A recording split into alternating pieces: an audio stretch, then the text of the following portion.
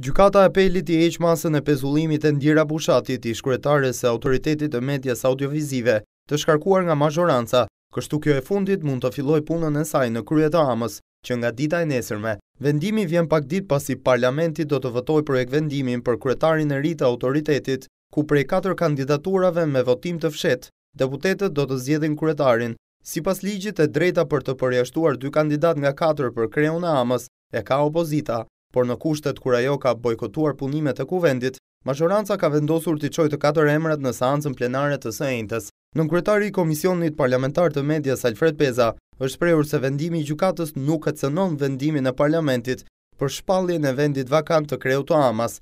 Peza shprehet se vendimi në fjalë është një çështje tjetër.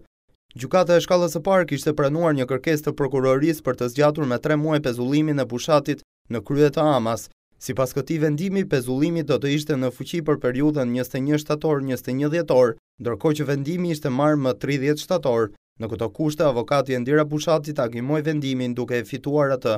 Ndërkohë, në Komisionin e Medias ditën e martë, kanë vjuar procedurat për zgjedhjen e anëtarëve të Këshillit Drejtues të Radio Televizionit Shqiptar, ku u skualifikuan 4 kandidat nga lista prej 67 të tillësh. Një ditë më parë, nënkryetari Peza i bëri apel opozitës se ka vetëm 24 orë kohë për të bërë pjesë e këtij procesi dhe për të përzgjedhur 5 kandidatët e saj për në bordin e RTS-s, ose në të kundërt, mazhoranca do të çojë në kuvend 5 emrat e saj, duke lënë kështu vakante emrat e demokratëve.